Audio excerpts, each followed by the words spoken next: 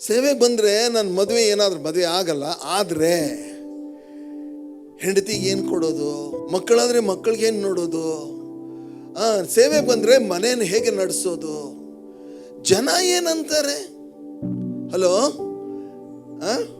ಜನ ಏನಂತಾರೆ, ಇವನಿಗೇನಿಲ್ಲ ಬುದ್ಧಿ ಇಲ್ಲ, ಇವನಿಗೇನಿಲ್ಲ ಬುದ್ಧಿ ಇಲ್ಲ. ಆ ಒಂದು ಬುಕ್ ಹಿಡ್ಕೊಂಡು ಏನು ಮಾಡ್ತಾನೆ, ಪಿರಿ ಪಿರಿ ಪಿರಿ ಪಿರಿ ತಿರುಗ್ತಾನೆ. ಓಕೆ, ಇದನ್ನ ಹಿಡ್ಕೊಂತಿ ಜನ ಹೀಗೆಲ್ಲ ಮಾತಾಡ್ತಾ ಇರುವಾಗ 1001 ಯೋಚನೆಗಳನ್ನು ಸೈತಾನ್ ನಮ್ಮ ತಲೆಯಲ್ಲಿ ತಂದು ಹಾಕ್ತಾ ಇದ್ದ. ನಾನು ದೇವ್ರ ಹತ್ರ ಕೇಳ್ತಾ ಇದ್ದೆ, ಸ್ವಾಮಿ ಇವೆಲ್ಲ ಹೆಂಗಪ್ಪ ನಾವು ಜಯಿಸೋದು, ನನ್ನ ಜೀವನ ಹೆಂಗೆ, ಸೇವೆಗೆ ಬರೋಕ್ಕೆ ಮನಸ್ಸಿದೆ, ಇಲ್ಲಿ ಸಹ ಅನೇಕರಿಗೆ ಸೇವೆ ಮಾಡೋ ಮನಸ್ಸಿದೆ, ಆದರೆ 1001 ಯೋಚನೆಗಳು ಬರ್ತವೆ, ನಾನು ಹೆಂಗಪ್ಪ ಮಾಡಲಿ.